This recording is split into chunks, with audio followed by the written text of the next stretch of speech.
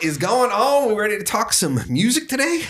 Let's talk about some music. That's news. Yeah, okay, good. Well, let's do some introductions. First off, to my right, I got Cblime. Hello, I'm here. Got Dan the Danimal in front of me. Hello, I am here. Danimal. Got Marco Minnemann, the drummer extraordinaire, virtuoso / every band under the sun. Wow. Great. I'm going to drink more whiskey. Speaking of whiskey, we might get to whiskey, but we're not going to start with whiskey tonight. Oh, what do you have? We are going to espresso martinis tonight. So let me tell you about the espresso martini. Who's going to tell us about this? I'm going to tell you. Who are you? Oh, yeah. I'm here also. Rusty is in the house. Rusty. I forgot about little old me.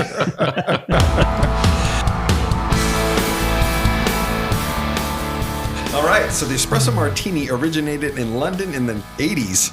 Created by bartender Dick Bradsell at Fred's Club when a famous model asked for a drink that would wake me up and mess me up. That's a pretty good drink to ask for. Wake me up and mess me up. Sounds like a song. Yeah, it does. Anyway, so it's leading him to a combined coffee, a coffee liqueur, Kahlua, meaning sugar and fresh espresso, shaken and served in a martini glass with 3 coffee beans symbolizing health, wealth, and happiness. So I mixed it today with Wheatley vodka, which will be an 82 proof 10 times distilled. I don't know if they couldn't get it right the first time. It took it 10 times to go through it. I'm not sure about that. But anyway, it's from the Buffalo Trace distillery. Yes, Buffalo Trace also makes vodka. So we're going to be doing some Wheatley here. So pinkies out, gentlemen. We're going to be doing espresso martinis. So cheers. Well, I guess here's to Dick then, isn't it? Cheers. Oh, shit. Cheers. Since I'm like so... I didn't even... You want from me now. I don't know what you want from me now. Good job, Rusty. That's even better than last time. Good job. He did that all while he was on the phone. Oh, That's very tasty. that is actually very tasty. That's part of the recipe. You got to be on the phone. You want to try this? Refreshing. It's fresh. It's so fresh.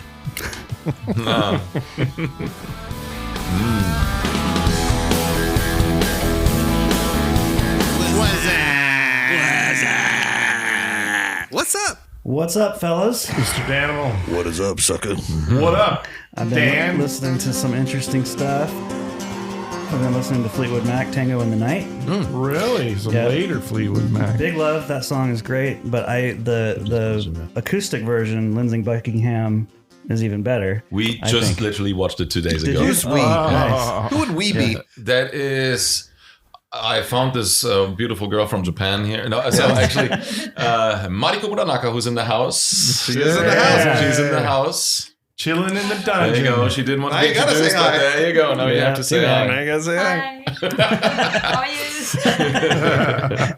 Yeah, That's cool. we watched that thing as well. Such because, a great performance. Yeah, Like, the he's dance. just- yeah. Another yeah. finger picker. Oh, yeah. His oomph during that, like the emotion, like he Yeah. just really pours it all into that, man. Yeah, It's- that one and Landslide and Silver Springs were like highlights from that concert. Yeah, Yep. I agree. And then Anthrax worship music. I hadn't really given that album much That's a great album. attention, and man, that's probably their It's the One of the Anthrax best. record, yeah. It's so in good. my opinion. Even though it comes way later. What have you guys been listening to? First of all, the Fleetwood Mac thing. Okay, yep. Because she didn't Yep. know so much about Stevie Nicks and Fleetwood Mac, so we did a little bit of a deep dive. Good stuff.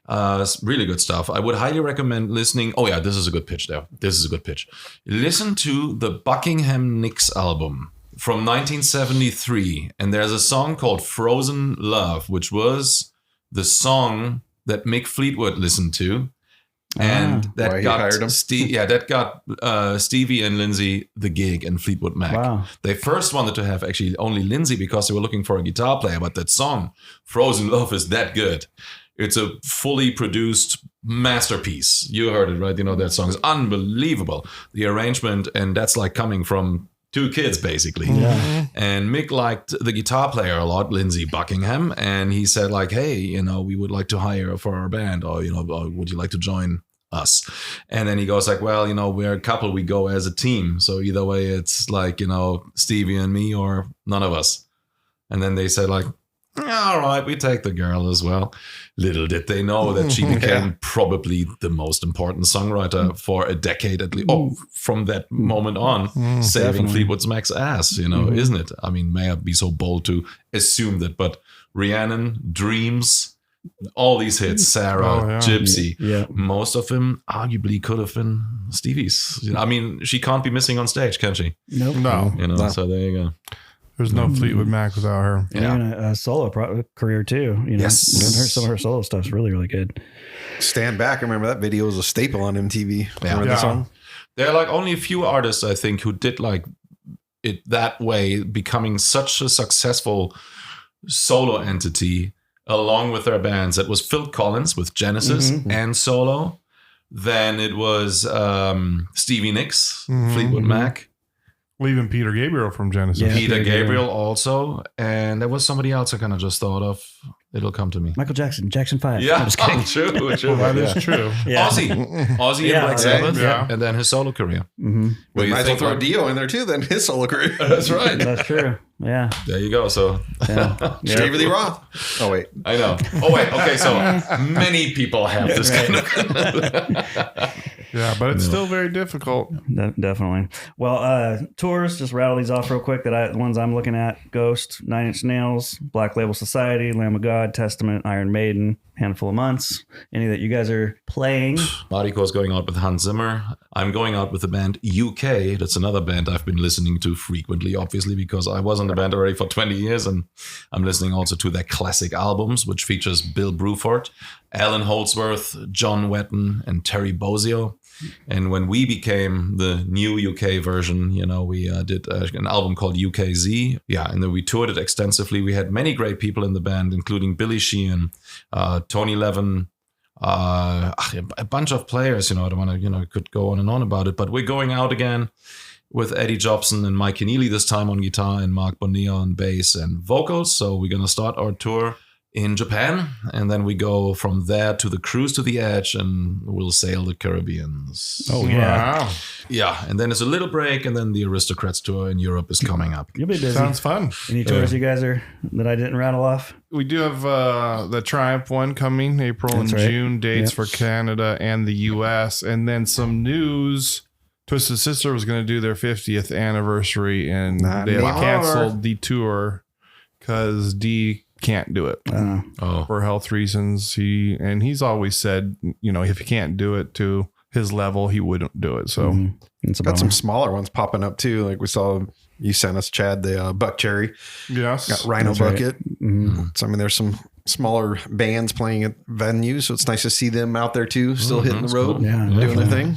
Saw Loudness is coming to America. Yes, no they are. way. Yeah. They're doing their 45th Yeah. year. 45th year. I want to go because I played with Akira Takazaki on one album from Mari Hamada, and she's a very famous heavy metal singer. I did 2 or 3 albums with her, and Akira, I think, is part of a few of those tracks. So I really am looking forward to He's a finally great player. meeting him. Yeah, That's cool. Yeah. Yeah, very early on, he was recognized as a great guitar player.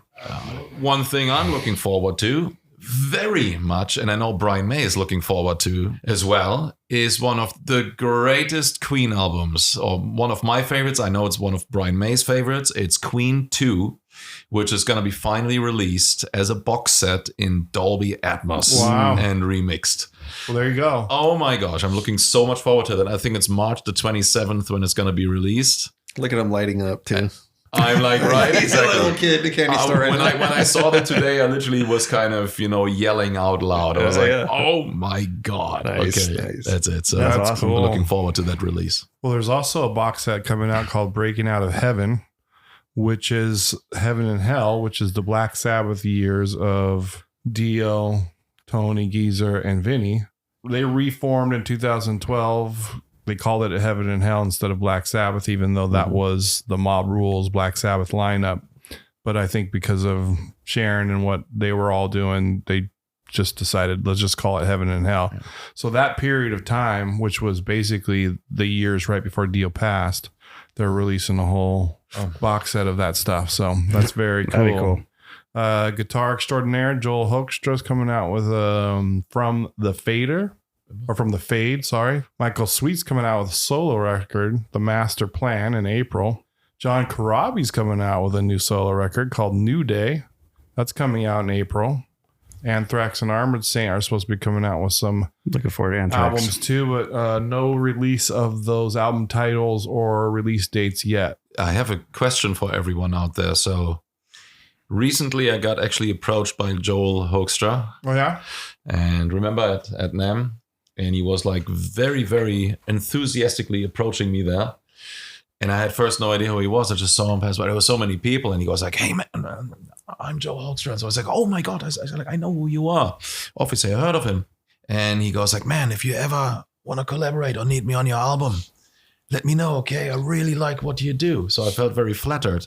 Now that you mentioned that name, I'd be happy to announce that I will actually maybe follow through and ask him for 1 or 2 songs. He's or 3. a good player, man. He seems like a very nice guy. Yeah, you know, and solid guy. Yeah. And tell him he's welcome to come on the show. Well, there you go. promote that album. There you go. Yeah. Now, he was very, very kind. You know, so I've been thinking about that. Now that you said it out loud, I was like, you know what? Let's make people happy in ourselves. Maybe that's you a won't sign, be sorry. you know? Yeah. Yeah. He's cool. a great player. Good. All right. Well, that's what I've got for the What's Up. Thanks, Dan. You're welcome. We appreciate you. Oh, I have friends. No, we just said we appreciate you. Oh, okay. From afar. Gotcha. Real far. That's what friends are for. Right. 4x4. 4x4. 4x4. 4x4. 4x4. It's time for our 4x4, and we are still in our 1990s album release series. And what year are we in, Danimal? 1994. 1994. Do you remember what was going on in freaking 94? Well, lot. musically, yeah, there was a lot. Yeah. Things It were was splitting all over the place. Yeah, lots of different stuff. Yeah, well, before we get too far into the music, Rusty, let us have it. All right. We're going to do our useless trivia again. So, what year did you move to the United States, Marco? What year I What moved year? to? 2006, I believe. Yeah. All right. So we're 20 years ago. Holy sh! 20 years. So we're Wow. 12 years ahead of you here. So you're still just trying to play catch up on these on this game, on this useless information here. All right, ready? Yes. Here we go. What was the #1 movie in 1994? Oh, geez. Terminator.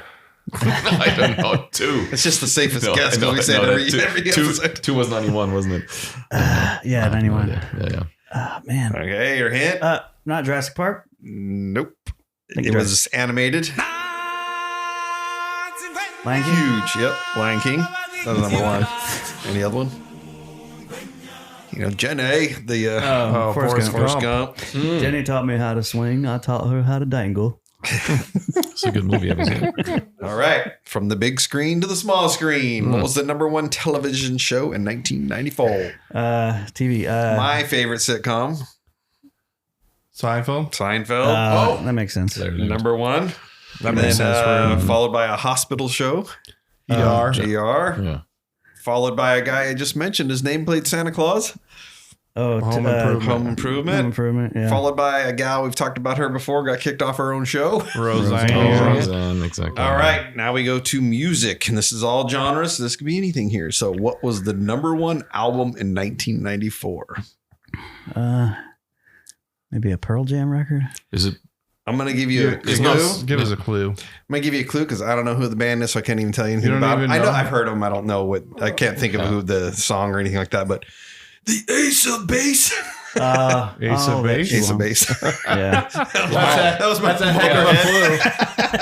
You gave us the No, but what was the album? I gave you clue. the name of the band. What's the name Man, of the album? yeah, Ace of Base. I Ace don't of know. Base, the name of yeah. it. All The that Sign. Oh, The Sign. The Sign. shit. Yeah. Yeah.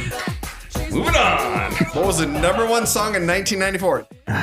God, Is it a it's Christmas pop, song? something I'm pop. just gonna get through this. The #1 song was from the band with the #1 album. All The that she Sign? wants. All Or that she all wants. that she wants. All that she all wants. that she wants. Yeah. I Which got one? the Sign. Sign. So that was their second big hit then, because Wow. All That She Wants would have been earlier than I think. They were both right at around the Around same time, same record. Got it. Okay.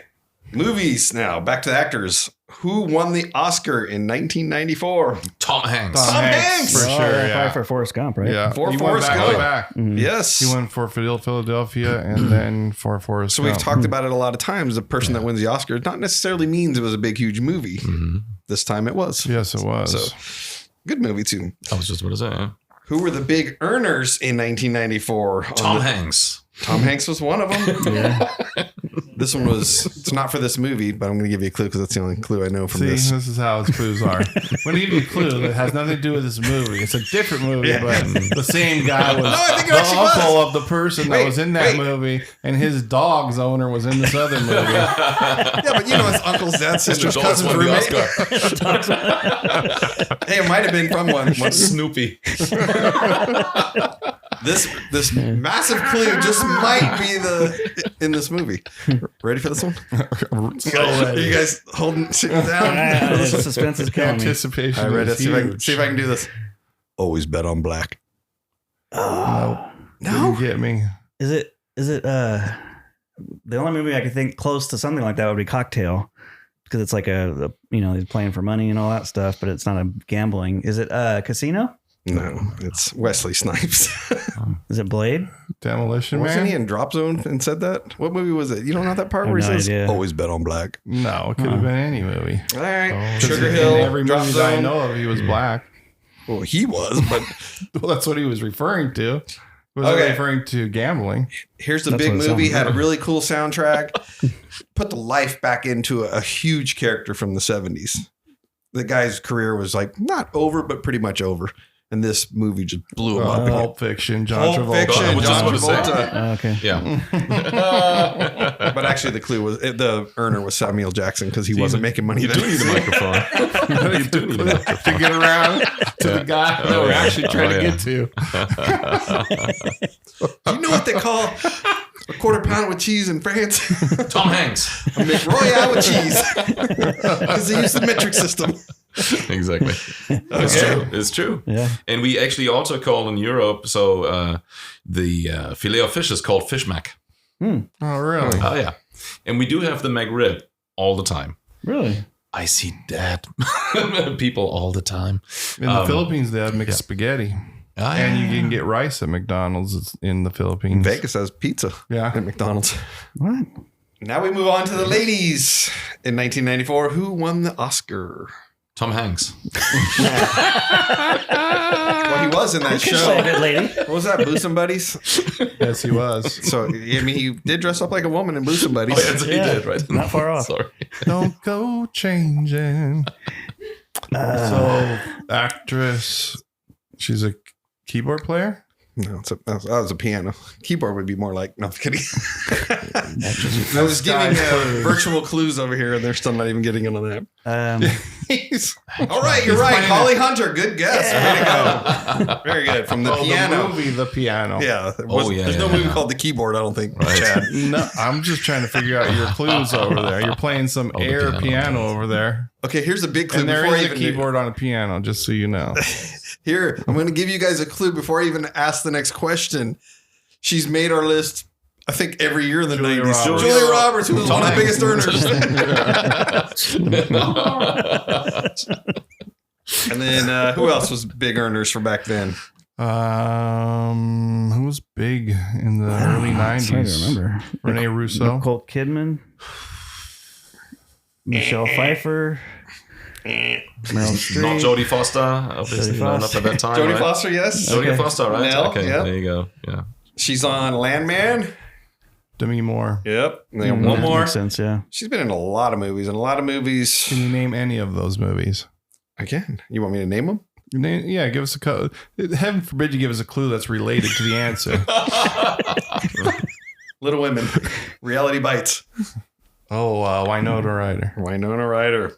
Oh, wow. Yeah. There is your 1994 useless trivia. Thank you for participating in this awesome game with my awesome clues. Oh, cool. Yes. I just woke up from a nap. That was Unbelievable. great. The last thing I heard was Tom Hanks. I would think So it's fine.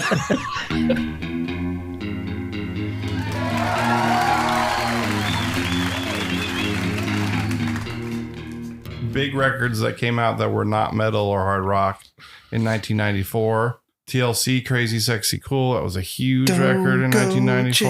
There you go. Sing it there, Rusty. Oh, yeah. Oasis, Definitely Maybe came out. The Weezer debut record came out. Nirvana MTV Unplugged was a big event. So, anyways, we're going to get into our top 4. You guys think there's going to be any doubles in our top 4 tonight? Yes. Yeah. Yeah, there might be. There's going to be at least one or one. two. Yeah, I think so. There's going to be at least one, but there's a lot of good records, but very different records. I mean, there's really eclectic styles within the hard rock and heavy metal genre at this point. So, you guys ready to get started? Let's do it. Ready. Rusty Bones, your number 4 album release from 1994 hard rock or heavy metal. All right. So I'm going to say Dan will have a double with me as long as he answers this top 4 correctly. Okay. So we'll see how that goes. We'll see. My other 3, none of you guys are going to have. Sorry. So Really? I'm guessing that you won't. I don't think so. I think you're wrong, but go ahead. All right. Number 4. I'm going in a different direction than normal on this one. It's an acoustic album, almost all acoustic anyway. I'm talking about Great White Sail Away album. A lot more mellow than normal Great White. 7th studio album. Songs that stand out for me anyway includes Sail Away, Mother's Eyes, Crying, Mama Don't Stop, Living in the USA, Gone with the Wind featuring Clarence Clemens on the saxophone. From it's a the mellow E album. Street I mean, Band. Yeah, it's a good and if record. you get the bonus album, you get 7 live tracks from the Anaheim show. Which I have that, yeah. Yeah, so there you go. Great White. All of the ways, illusions deceive. Marco, number 4 album release. Okay, so since it's sort of hard rock heavy metal, well, there was, to be fair, like Megadeth, Euthanasia, wasn't it? But I'm gonna decide for Pantera, Far Beyond Driven. Wow. I guess that turned around the metal world quite a bit. You know, that was that made an impact. So that's gonna be my number 4 then. Nice. It did. And I wouldn't be surprised if that would be a double somehow. There's going to be There's going to be a double on that. doubled up. I'm guessing. Yep.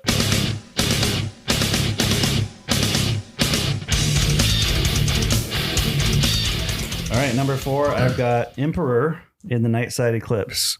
It's a black metal band from Norway. I think that was a pretty big staple in symphonic black metal. It was kind of a blueprint for a lot of the stuff to follow. A lot of heavy symphonic records came out in 1994, actually. This had to be a hard list for you because as I was going through this, your genre had like Had a lot. tons I of know. records released. Had a lot.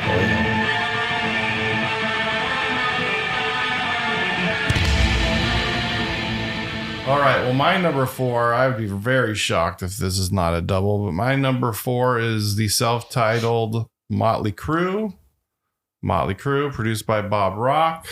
This was the album where Vince was gone for a period. John Corabi comes in.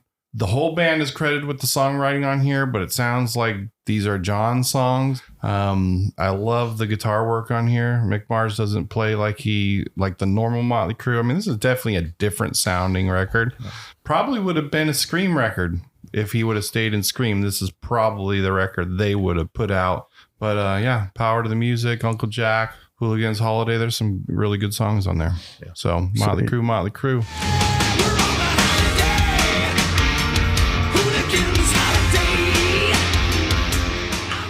So number 3 now for me. They're that one that teeters for me. I put them in my top 4 goat bands. I do love them, and it's Tesla.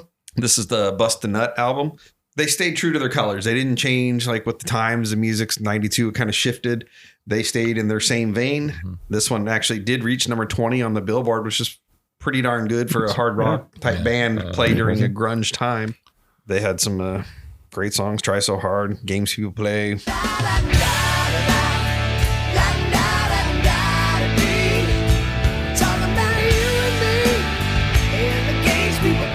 I will pick something very different, which I think could kind of count as hard rock, even though it's, well, he was a huge Zeppelin fan, and unfortunately he was singing one of the Led Zeppelin songs when he drowned, and that was unfortunately Jeff Buckley.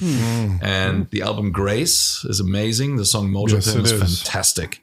And it should be higher in the list. You know, I think, only put it actually on number 3 because I wasn't quite sure if it fits the hard rock genre, but it wasn't yet mentioned. Okay, this at is all. your time. We're sneaking it in. So there we go. I will honor Jeff Buckley. Yeah, His there you go. grace. Phenomenal record. Yeah. Not a heavy record, but definitely Yeah. a phenomenal record. Yeah. Hallelujah. Hallelujah. All right. So number 3, I've got the band Machine Head album "Burn My Eyes," their first album. Driving record, man. Like it stands up to. I dare to say it does stand up to some of the Pantera stuff. It's really, really good. If you haven't heard it, check it out.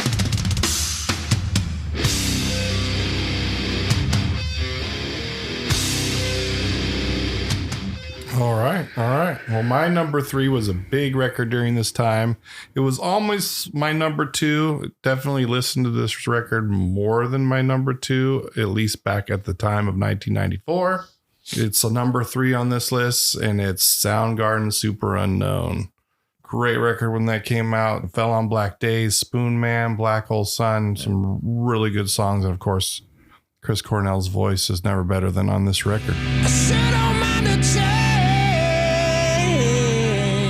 'Cause it fell.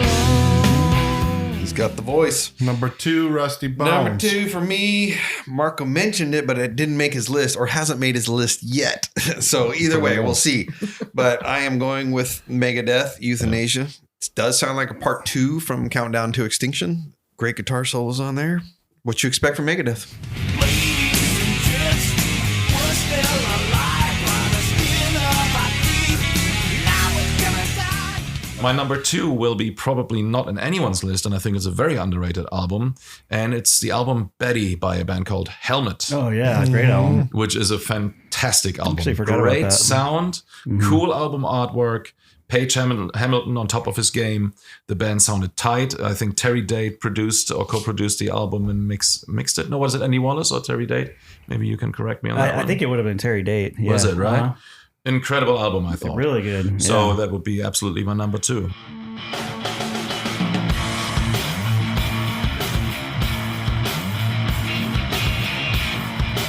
Cool. Okay, number 2, I've got 9 Inch Nails, The Downward Spiral.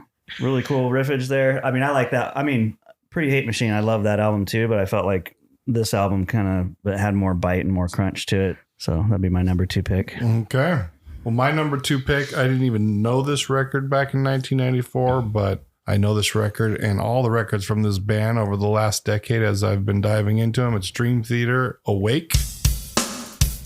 Starts off with 6 O'Clock and Innocence Faded, which is a song. Actually, the keyboard player, Kevin Moore, was, going through some changes, I guess, and they'd been friends. Him and John and the Johns had been friends from the very beginning of the band, and he just wasn't kind of on that same path anymore, and this would actually be the last album that he was on. But this whole opening is some lyrics from Kevin and most of them from John about that kind of shifting situation. And then, of course, Derek Sherinian comes in and replaces him on the next record. The 3-part suite is awesome. Errata Mania, Voices, and The Silent Man. And then the last song on the album, The Mirror, which is about Portnoy's battle with alcohol. So it's a good song, good lyrics, meaningful lyrics, great music. Dream Theater's Awake. We ready for number 1? We are ready for number 1. Rusty, what do you got? What do I got, Chad? Come on, take a stab at it. I'm pretty sure you would know what it's going to be. You said we wouldn't have doubles, but I think your number 1 is Motley Crue. It's Motley Crue. It is that John Corabi self-titled 6th studio album from them. You should spin it to the listener. Yeah. They should listen to this album because it is a great album. It is a good record. And don't go in trying to hear Motley Crue. Yeah, it's just 'cause not Motley Crue. That's not what you're going to get. No. Pretty hard album. I mean, Poison Apples Yeah, is a banger. heavy I mean, record. Uncle Jack. Deeper lyrics than the typical lyrics that Nicky writes. It's a great album is my point. That's why I made number 1 on 1994 for me. Cool. Yeah. Poison apples, see the sky, tattooed on the face. Power to the Music is Power actually to the one Music's of a great song. If there would be like a best of Motley Crue or something, that is a song that should be on there. I think it's really, really well produced, very well played. Opening song. Yeah, opening track of that album is very good. My number 1 album of 1994 in that genre, though, would be The Downward Spiral by 9 Inch Nails, because it was just an absolute statement. Nothing was there like that. I know someone who played on that album, Adrian Ballou, a person who I played with actually many times, and we're dear friends. And he told me the story that, well, the album was recorded in the house where the Manson murders happened. So he moved into that house, blacked out the windows, removed all the clocks, and just had food being brought in so that nobody knew what time it was, how they recorded the songs and when they recorded the songs. And on top of it, during the murders, they painted with, I don't know if it's Sharon Tate's blood, pig on the front door. And later he removed that door and put it in a studio in New Orleans. Meanwhile, he got rid of all of this and sort of got rid of this entire idea of it, and because he was confronted by Sharon Tate's sister, who said, like, are you taking advantage of my sister's death? And that's when he said, like, in the interview as well, he goes like, oh my God, that's terrible. He goes like, no, it was just the folklore of it, and I didn't mean to hurt anyone and whatnot. And so that door inspired, I guess, the song Piggy, which was the second song, and also March of the Pigs. Hurt is on that album, which is a very, very deep track, which later on was covered by Johnny Cash. And when Trent Reznor heard his version, he said he started crying because he thought he made it so beautifully and so deep. He identified himself obviously with that song, but he said it's his song now. I hurt myself today to see if I still feel. But yeah, that album has like a certain depth that can't be denied. So it became my number one of the 1994 list. Very nice. There you go. Good breakdown. Well, Yeah, I didn't know crazy stuff most of that stuff. Well, mine's already been mentioned. Far Beyond Driven. Just another album I remember listening to a lot when it came out. Really awesome guitar riffs. And what's crazy about that is I feel like it's a good segue from Vulgar Display of Power to Great Southern Trendkill, because he started experimenting with some of those guitar squeals a lot more on that album. And then you go to Great Southern Trendkill, and it's like he does it a lot, and it's like even more extreme. Trendkill is probably next to Cowboys is probably my favorite, just because of the raw experimentation. And I mean, they recorded it themselves. Reinventing the Steel. Reinventing the Steel is a great album too. There's some really cool riffs and drum really beats. good riffs. Yeah, really good riffs. A on there. lot of good album titles there. Yes, sir. Yeah. All right. Well, my Can I number guess? one, I'll tell you what it's not. It's not Stone Temple Pilots, Purple, which is another huge record that came out during that's that a big time. one. Great record. It's not the Black Crowes, Amorica, which is another huge record that if came Steve out. the Energy were here, That would be on his that'd list. be on his list, I'm for sure. And I got another one I think it would be on his list. Dio came out with Strange Ways, but my number one is Rusty. Queensryche, Promised Land. That's correct.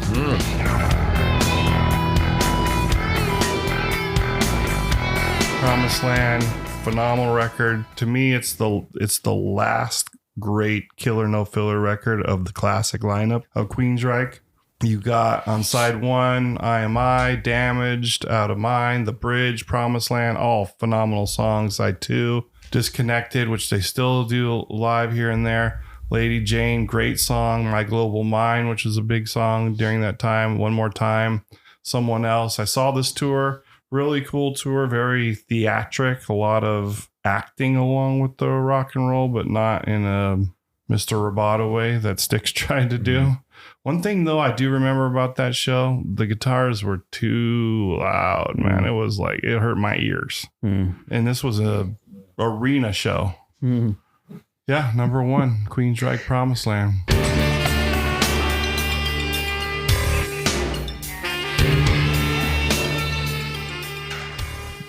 I'm going to pick one more for Steve the Energy since he's not here. Okay. Jimmy Page and Robert Plant's No Quarter. Oh my gosh, yeah. Dang. Oh, yeah. That album. Then some other honorable mentions. You did mention it, but Alice in Chains, Jar of Flies. Got yeah. Offspring, Smash was a big one. Gotta keep them separated. Rhino Bucket, Pain. Got Slayer, Divine Intervention, Korn. You got Pride and Glory, which was Zakk Wylde's band, self-titled. Cheap Trick, Woke Up with a Monster, ZZ Top Antenna. Fist First, Arcade, which was Stephen Pearcy's band, A2. Bang Tango, Love After Death, and Dirty Looks, One Bad Leg. Couple third waivers there. Yep. Merciful Fate. yeah. Time. Cannibal Corpse. I forgot the album which Eaten they Back to came Life, I out think. with. Would have Absolutely. been Eaten Back to Life, I think. Right. Yeah. There were some albums, yeah. Yeah. And then Beastie Boys, Ill Communication. That was one I liked back then. Oh, and Miss Sugar, None came out. Oh, yeah.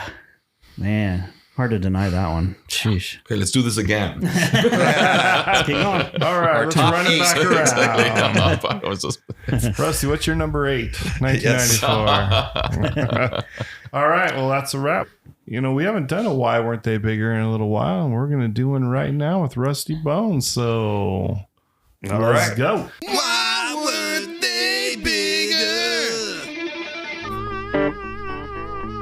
We're talking about the band Zephyr. You guys familiar with Zephyr at all? Like, Not before Led this. Zephyr. I don't Led know. Zephyr. Led Zeppelin? Yes, no. All right. Yes, Well, anyway, I'm familiar with you're them. familiar with them. All right. Are you guys familiar with Tommy Bolin? I'm a big Tommy Bolin fan. Oh, absolutely. So Tommy Bolin was in Zephyr. So Yeah. This is his band before he broke out into the other stuff. So let me tell you a little bit about Tommy. So Tommy was in multiple bands throughout his short career, including the James Gang, Deep Purple, and the band we were talking about tonight, Zephyr. Zephyr released 4 studio albums, with their first self-titled debut album released in 1969, the year that Chad was born. And Rusty. Anyway, going back to Colorado in 1971, Sunset Ride in 1992, and the final release, Zephyr, The Heartbeat, in 1982. By then, obviously, Tommy's passed away. Zephyr was an American hard rock band formed in 1968 in Boulder, Colorado by guitarist Tommy Bolin, guitarist John Ferris, bass guitarist David Givens, drummer Robbie Chamberlain, and vocalist Candy Givens. The band's first release, Zephyr, sometimes referred to as the Bathtub Album, reached number 48 on the Billboard Top 200. Zephyr made an appearance on American Bandstand on January 31st, 1970, lip-syncing the song Cross the River. Although charismatic performances by Candy Givens were the focal point for the band, the flashy guitar work of Bolin is what the band is most remembered for. Tommy left the band on the second release, going back to Colorado. Jock Bartley replaced Bolin on guitar for their third album, Sunset Rise, shortly after the release. Bartley left for a successful career with Graham Parsons and Firewall. Next, the drummer bailed to play with Carole King. Candy Givens passed away from drug overdose years later at the age of 37. The best known tracks for Zephyr was Cross the River, Sail On, Going Back to Colorado, and St. James Infirmary. The style of music is a mix of heavy blues, rock, jazz, and fusion. A few other notable songs: See My People Come Together, Hard Charging Woman, and Sun's Arising.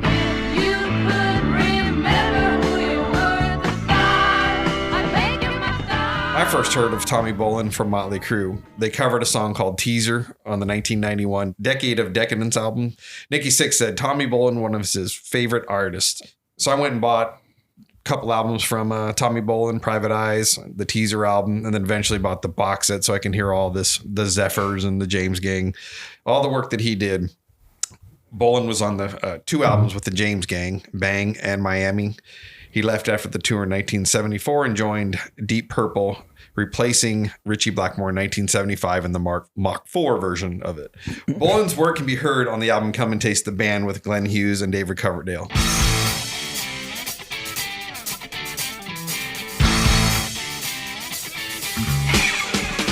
The following year, on December 4th, he passed away from overdose of heroin and other substances, including alcohol, cocaine, and barbiturates.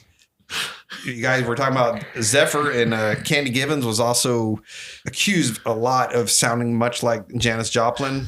But the difference was back then, there really wasn't a whole lot of female singers in rock bands back then. So the comparisons were easy to say, like, oh, it sounds like Janis Joplin. But She does.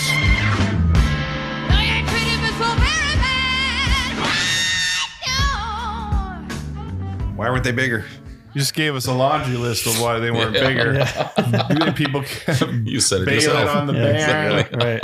For so many reasons. Obviously, there's the industry, there's the whole money part of it, there's the power struggle part of it. Yeah. There's obviously during those times, you've got the record labels a lot more in charge of what goes on. Yeah. So many reasons why a band can't get its legs, but also a lot of reasons why they could.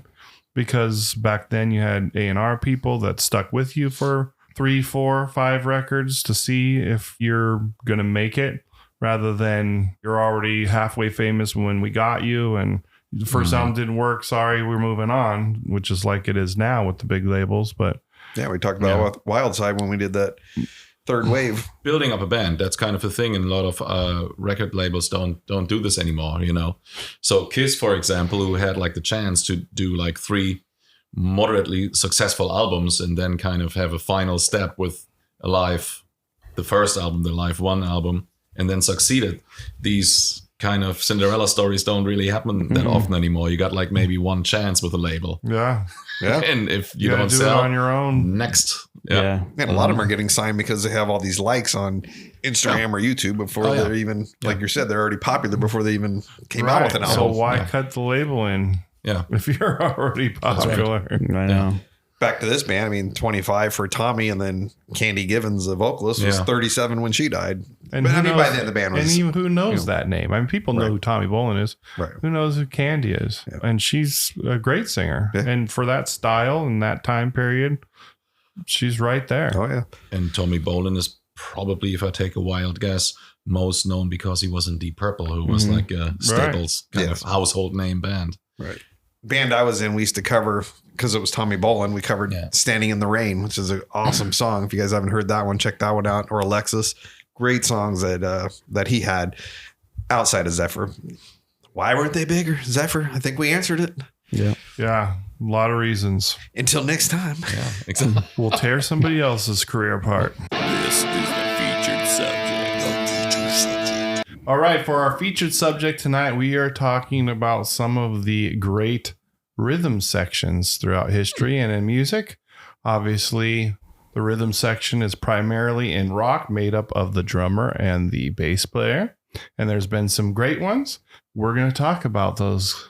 And the way we're going to talk about them is I'm going to give you some trivia questions, see if you can guess who they are, and then we'll talk about them a little bit. You guys ready for this? I know, Rusty, you are. No points awarded, no drinking for bad answers, none of that stuff. Yeah. Speaking You can of if you'd like. We can institute that right now. Just No, I'm better get pretty a sure bucket. that we have a ringer in here. All right, this first rhythm section. The bass player was born on December 14th, 1949 in that's- Romford, Essex, England. And the drummer was born on May 19th, 1954 in Melbourne, Australia. Any idea yet? Where'd you say that the drummer was in Melbourne, Australia? And the bass player was born in Essex, England. Would it be AC/DC? That's It what- is that's what I thought, AC/DC. yeah. Good. AC/DC, Good. A couple other trivia questions I would have thrown out if nobody got it. This rhythm section did not play together until the band's 5th studio album, but are considered part of their classic lineup. And this bass player had side projects including Amir and Frozen Camels. And the drummer released a solo album in 2014 entitled Head Job. This is Cliff Williams and Phil Rudd of AC/DC. So what do we think of this rhythm section? I know AC/DC is one of your GOAT bands, Rusty. What do you say? Solid 4/4 rock. They're just in touch. They're in tune with what they're doing. Yeah, and they've done it for a long time, and there's relatives, which also helps. Yes. I think. Yeah. Marco, what do you think of the rhythm section of AC/DC, Cliff Williams and Phil Rudd? Yeah, amazing. I'm a huge AC/DC fan. AC/DC is a perfect example of how to play with discipline and taste. And so especially that rhythm section, a good example is, well, all the albums, Highway to Hell, Back in Black, when you listen to that, every album, they were never half-assing those things. Let There Be Rock, when you listen to the groove, how disciplined that is, just almost like in a P-funk kind of style, but in rock, and just locking in is absolutely magical to everyone in music. The way or the reason why AC/DC sounds so big and so tight and so in your face is because they play well together and the sound is good. So it is how you tune your drums, how your sound is, the bass sound, for example. But then also it goes big credit to Malcolm Young and Angus Young. They were actually not that loud. They don't play that loud, and the distortion is not that high up. And that's how they get this kind of clear sound, because distortion or too many cymbals will kind Muddies of up the sound. muddies up the sound, you know. Even Frank Zappa said that like years ago, like, you know, big ride cymbals wash over my arrangements. And like people like Peter Gabriel or Kate Bush already took an example of that. And, you know, we're using cymbals sparsely. And you don't find really Phil Rudd playing a big ride cymbal all the time. So there is like, you know, a very fine line, you know, how to kind of tune it in. People think like, oh, it's an easy groove, but it's not that easy to think that way. If you have a good sound and you play, the sound influences you. It inspires you to play a certain way. And I think, you know, AC/DC are masters of that. Yeah. Well, obviously, a lot of bands have been inspired by AC/DC. Obviously, AC/DC came out really early. And so a lot of those bands that follow in the late 70s and 80s that are doing hard rock, it's hard not to be influenced by AC/DC. But if there's one adjective to me that describes that rhythm section, it's solid.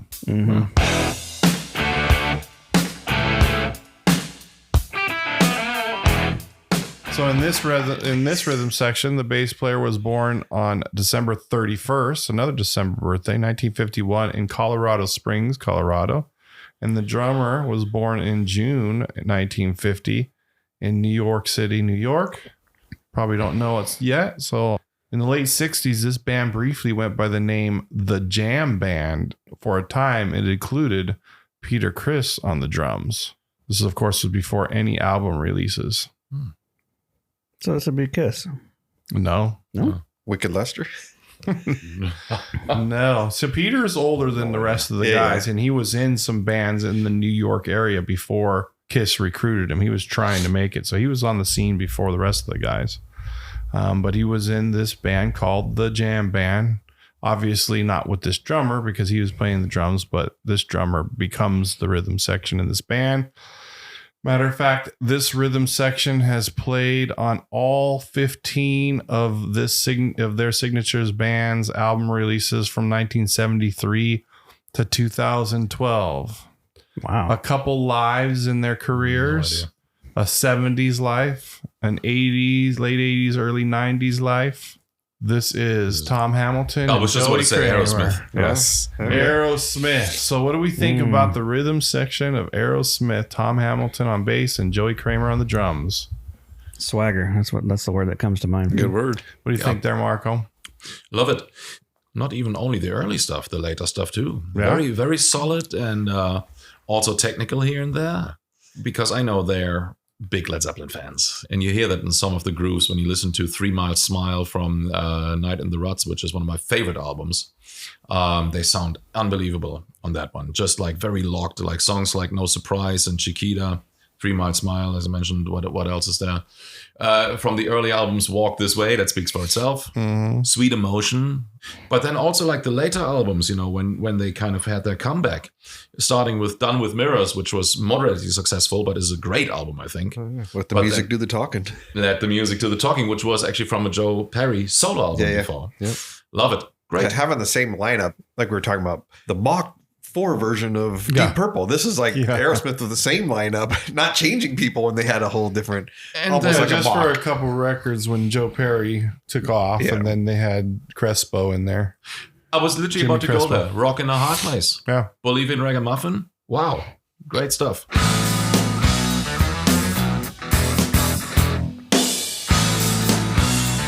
Pizzazz. Let's move on to the next one. Swagger and pizzazz. Got a bass player who was born in 1951 in Leicester, England, and a drummer who was born in 1949 in Kings Lynn, Norfolk, England.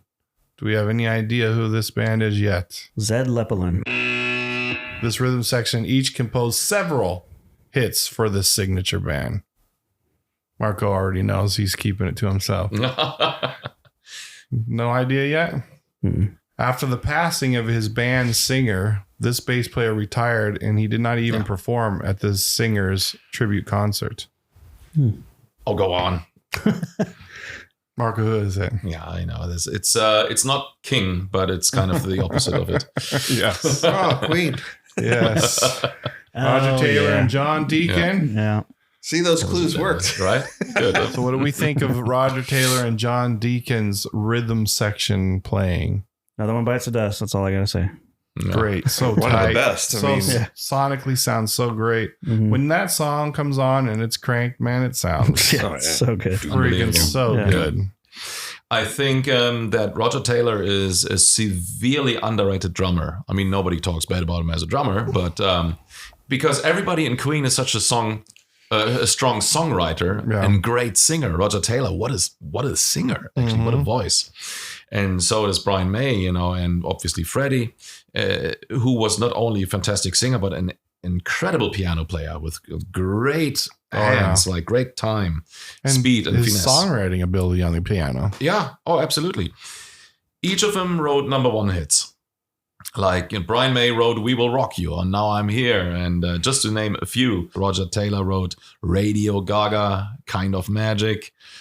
John Deacon wrote "I Want to Break Free," and You're My Best another one Friend, bites the Another dust. One Bites the Dust. So they're all major hit writers. The ability with this particular band to write songs already has to come with an intelligence for space. That means you respect each other's space. There are like certain players who are just kind of focused on their instruments, and as soon as they get like a moment to play, they overplay or don't listen what the other people do.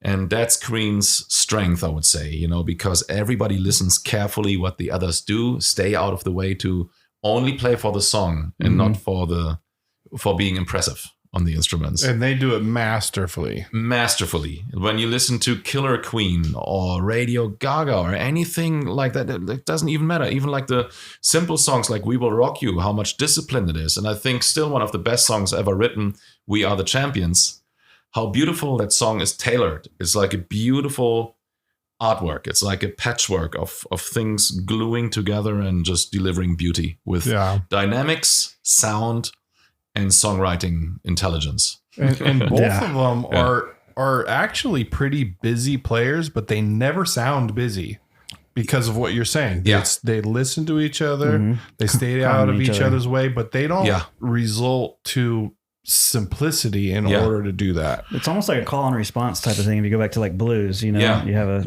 this here, and then you have this here, and this here, and that there. But they do that in 4 sections. John Deacon is, in a way, is a very virtuous bass player. When you listen, I can give like some advice here, or just some not advice, or just like some recommendations what to listen to. So the Millionaire Waltz from the album "A Day at the Races," the bass lines that John is playing is absolutely like almost like jazz and classical, very busy in fact, but still like very musical.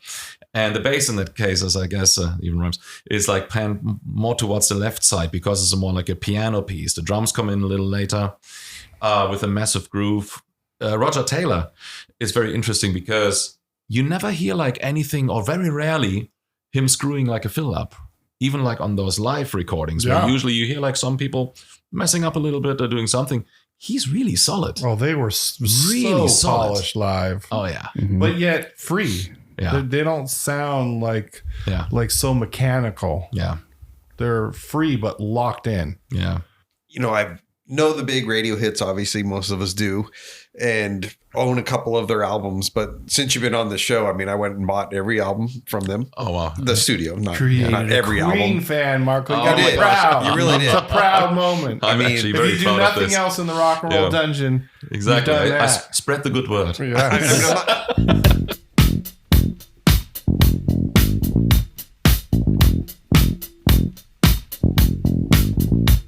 All right. Well, let's move on to another rhythm section. Bass player in this band, another December baby, 1947. I know. Born in Paisley, Scotland. And the drummer was born in 1957 in Brooklyn, New York, September 13th. This drummer played a track in a cemetery, saved a show with a drum solo for 10 minutes after the power went out, Is it the and Who? lost a drum kit to a pyrotechnic fire. Is it the Who? No, but that's a good guess. Some manic stuff going on there. Mm-hmm. But if you played a long time, there's stuff happens to you on the road. Nothing yet? All right. Spinal Tap and Lost the Yeah, Drum seriously, Set. right? I was thinking about that. Yeah. You'll get it off of this. If you Spontaneous guys combustion. remember this story. This bass player passed away on January 23rd, 2016, while at sea with Def Leppard's Oh, yeah. Hysteria on the course. High Seas Cruise. Of course. Gosh, This we is just the talked rhythm about this section Jimmy Bain. of And Vinny. Jimmy Bain and of Vinny. Dio. Jimmy Bain. That's and what I Vinny thought it was Appice. originally when you're saying Yeah. it, but I'm like, well, Yeah. So what do we think of this rhythm section? I mean, Dio is one of my favorite. The sound, I mean, it's just solid. It's hard hitting. I mean, that guy pounds the drum. Again, just a solid rhythm section. Marco, what do you have to say about the Dio rhythm section? Well, obviously, look, Vinny and I, we're like family, so we jam a lot. The reason why he's sounding heavy is because his groove is heavy. It's not because he's hitting hard. It's like because behind he the is beat a little bit. back. Yeah. He's laid back. And that's why it sounds heavy. And also, if you have noticed it, he turns the left hand, the stick around, he hits with the other way, the other side. And here's another thing. That counts for John Bonham as well when you hear him, when you see him play. The reason he sounds so heavy, first of all, big drums, open drums, good tuning, and then play the cymbals quietly so the drums can be louder. Next thing, don't play the snare drum too loud, play the kick drum louder. Because then you have the bottom end speaking more and you have the information. Vinny will be the first one to tell you that. He goes like, I want the kick drum loud. It's like, boom. I always tell like the people to kind of, when we have sound engineers, put the kick drum up. And he looks like when he tells it, that's him. When you hear him play, he's actually pretty disciplined and like very like, boom. But he hits the kick drum harder. And that's how you hear like the groove. There's boom, da, dum, boom, ba, dum, dum, dum, ba. And the cymbals are actually fairly quiet. That makes a sound. What I love about his playing, he's very thoughtful every time he hits and he takes his time. So when we jam, he sometimes goes for a certain fill and you almost think he's not going to make it, but he will. It's like you see him reaching out, go like, but you're always like, hang on, you're almost, oh shit.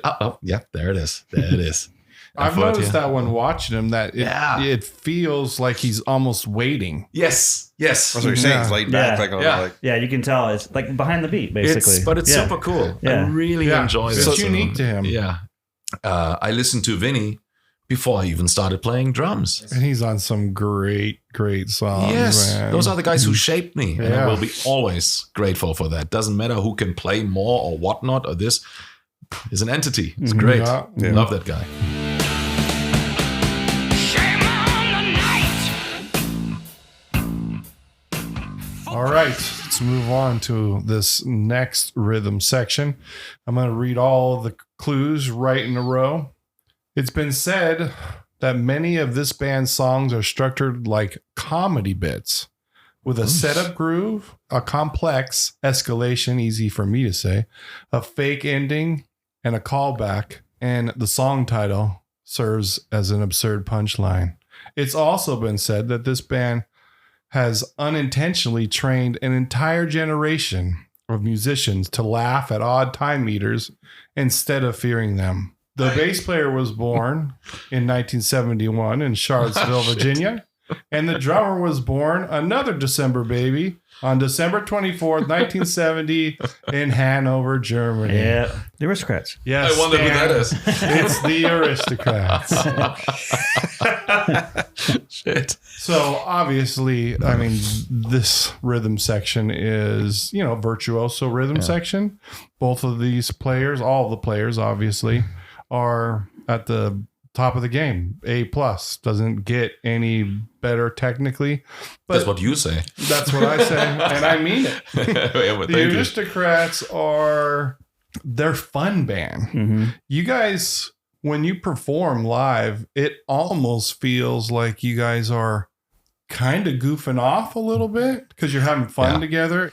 And it almost disguises how tricky and complex what you guys are actually doing is. It is really, a lot of the stuff is really, really hard. Yes. But the thing is, As a musician, I could tell. but the thing is, like, we and I'm so glad about it. We rarely get like, the certificate. Oh, those are just like the musical wankers here, and kind of they do like, the whole bits, because we really care about the songwriting, And so a lot of times, we really get like the compliment about the songs, and no matter how complex the structure is, I guess the way it is designed, or not, I guess it is the way it is designed, is really like not taking yourself too seriously, like, so that's kind of the worst thing as a virtuoso you can do on stage, is projecting the vibe. Oh, we're the kings here on stage and you're the peasants down there, and we don't even communicate with you. That's the biggest finger you can show an audience. But incorporating them and making them feel as if they're part of the band, and not as if they're part of the band, because without them we wouldn't be there, clearly. The fourth member. Yeah, in a way, really. So we incorporate the audience. We play with them and off of them. We feed off the energy. And so that's when the idea came, when I picked up once this chicken in Turkey, no pun intended, but literally like in Istanbul. And then Guthrie found the pig, and we started incorporating every night like some elements, and had the audience sing along with certain parts of the songs where we incorporated those animals or something. It loosens the audience up a little bit, because there are many notes flying around, and so having like a good pace dynamically, and also, the showmanship of it captures the audience, and it's interactive almost. It really is. And that's how it's designed. But trust me, the weird thing is, and thank you for your for your kind words and your compliments there, but we are our worst critics. We go every maybe 15th show off stage, the three of us, and go like, oh, that was actually a pretty good show. Most of the time it's like, that one could be better than this one. Next time let's do this. Well, in a good way, for constructive That seems pretty typical kind of thing. Yeah, it's your style is so complex, you guys could almost screw up and the audience would give you a pass, like they meant to do that. Oh, that happens. Yeah. But it's also designed in a way, it's kind of almost like a jazz. Improvisation, yeah. It gives you an opportunity to like, oh, here's an improv part. The one thing that I'm actually kind of happy about is that all the three of us have like partially similar roots. AC/DC fans. We're all Led Zeppelin fans, some more than others. We all know metal. The other guys would fit pretty well into this discussion, let's put it that way. Guthrie is more of the jazz guy than us, even though he looks the most metal. But but we all have the common denominator probably with Frank Zappa, for example, because he combined everything, and we blindly know how to kind of, hop on certain jams and quote music, And you can hear that. You can hear that influence, I think. Yeah. Honestly, I can't even think of maybe Zappa, but I can't think of another band, at least off the top of my head, that's like as complex, but like has a fun approach to it. Yeah. Like all of them seem to take themselves really seriously, which can be really good, like Dream Theater. Yeah. They have the big long, themes and all that, which I love that stuff too. If you go to like 2013, I think it was Culture Clash. Yeah. To 2024. Yeah. What's different? Well, we write more conceptually, and also are not shying away now for kind of different arrangements and incorporating other instrumentation. So we started with the first 3 albums, especially more like a rock fusion band, and then, kind of open. It's like, for me, it's like the same with my solo albums. It's like walking inside of a house, and then you start designing the rooms. And if you feel comfortable in one room, you go to the next one. And then maybe you go to the upstairs, it's like, and if the audience is still with you, you kind of incorporate a next kind of bit, and you kind of see like, hey, are they still following us? And that's the fun part. We have a growing audience, but we do have a growing audience because we're never getting bored with our style. We want to evolve, and people are thankful and grateful to hear like new things. Like Duck, that was like a cool tongue-in-cheek element. And as an instrumental band, I guess you have to keep things interesting because you don't have a singer. It's like these 3 instruments basically. Yeah. But we try to make it as good as possible for what it is at that time. It's a stamp in time. Yeah, and the good thing about this music, it's designed to evolve in live settings. So when you hear, and this is why we release like frequently also live albums.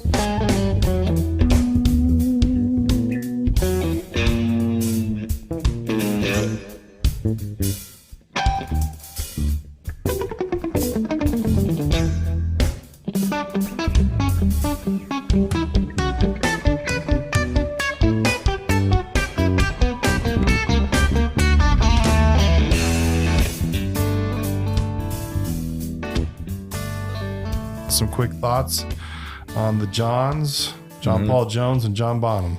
Man, One of the best. yeah. In the pocket, I think John Bonham probably plays behind as well, like similar to Vinny in a lot of ways. Sometimes, At yeah. least- yeah. It's almost like the essence of rock music, isn't it? Maybe to this day even is the biggest influence in rock music ever.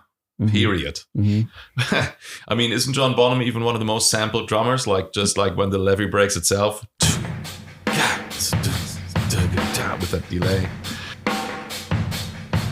I don't even know where to begin, you know. But Achilles' Last Stand, wow, you know, it's just just the sound they deliver with the room and the feel. It's ridiculous when you listen to live versions of Dazed and Confused, A Whole Lot of Love, where John Bonham and John Paul Jones start jamming together. It's fusion, full on. Yeah, especially Zeppelin. That's kind of a thing that can't be missing in a conversation like that. Oh, yeah. So, and nobody does. Nobody deny. They're undeniable. Yeah, exactly. There's no such thing as underrated or something. Right. They're exactly They're where rated. they're supposed to be. Yeah. Yeah. Perfectly rated. Absolutely. Indeed. In the days of my youth, I was told what it means to be a man. Well, you guys like this discussion? We'll have more discussions like this in the Yeah, future. that's That was awesome. Let's Yeah. run it. We'll run it back, and I've got something in store for Marco in the future for the next time he comes around. Okay, that's our featured subject, talking about some of the great rhythm sections that we've ever heard in rock and heavy music. Oh, that was cool. The Dungeon recommends. All right, guys, what an episode. We talked about 1994. So we did. We talked about trivia from 1994 with all my useless information there. Yeah, yeah, we did that too. We had a my Biggest birthday waste of time in the program. filler, all filler, no killer. We talked about the band Zephyr, where I kind of turned it more into a Tommy Bolin, but Which still is kind of a Zephyr. Tommy Bolin conversation. It really is, and the greatest rhythm sections out there. So, what do you guys want to recommend? What do you got? Well, off the bat, I just check out if you have, because you probably there's probably a better chance. That's That's all, folks. Exactly right. Got Looney Tunes going on. There's probably a better, well, at least in my experience, there's probably a better chance that you've heard Big Love from The Dance. That was the first version of it I heard. I didn't realize there was a more produced version of it on Tango in the Night. So even if you don't like Fleetwood Mac, that's a really good song. Wait, and who doesn't like Fleetwood Mac? I don't know. But check out both versions of the song because you get a different experience from both. It's the same, song basically, but you've got the unplugged version and you've got the produced version, but I like the unplugged version better. I just think, and he's singing and playing. He's the only one on stage doing it at the time. So great stuff. Yeah, I agree. I would like to recommend a video. I just rewatched it. I've watched it back when it came out. It's an unbelievable live performance by the band Styx, where they do the entire albums of The Grand Illusion and Pieces of Eight. It's a 2012 concert. The playing is great. The vocal harmonies in that band, the vocal rock harmonies are awesome. So yeah, if you get a chance, check out that live performance. It's pretty cool. I would like to recommend rewatching if you already know it, and watching it if you don't know it. Ren and Stimpy, especially the lost episodes. I have to revisit that. Man, that my stuff is weirdly cool. Yeah, pretty brutal in some cases. Oh my too. gosh, yeah. So psychologically damaging in the most awesome best way. way, yeah. Exactly. All right. Thanks for listening. Until next Auf time. Wiedersehen. We'll see you next Auf Wiedersehen. time. Exactly. Yeah. Thank you for listening to the Rock and Roll Dungeon. Until next time. You're in the dungeon, baby.